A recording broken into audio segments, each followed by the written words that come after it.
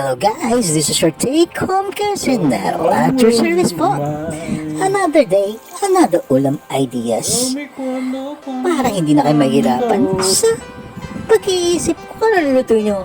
All week special po ngayon kaya no meat tayo. Gagamit lang po tayo ng shrimp.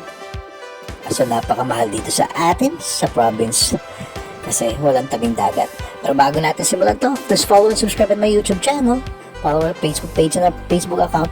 Gagamit lang tayo ng 1 bottle of Sprite para ma-upgrade at ma-level up ang flavor ng ating shrimp, okay?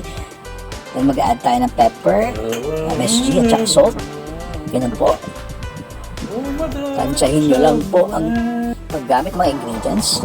Ganyan. Salang na po natin sa ating burner. Ganyan. I-drive up po natin siya hanggang ganito. Hanggang matuyuan. Ganyan po siya.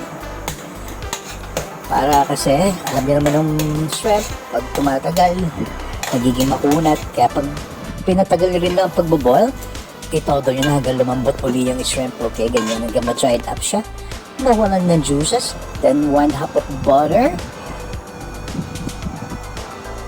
Then, melt it po. Simutin nyo po yung mga nasa gilid kasi na yung flavor ng shrimp nandun po sa gilid. Then, saute your garlic to golden brown.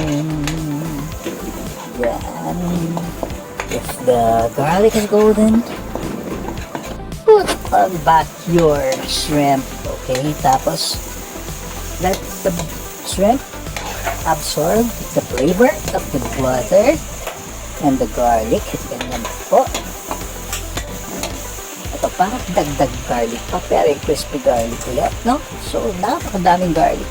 Napakadaming flavor ng garlic at butter. Magsasama-sama, diffusing mo ng sweetness ng Sprite is papasok din at kakapit. Ganyan. Sarap. Pag okay na at dried up na, tanggalin na po natin. Ganyan na po. Then, lagyan na po natin ng toppings at garnish ng onion leeks. Napakadali.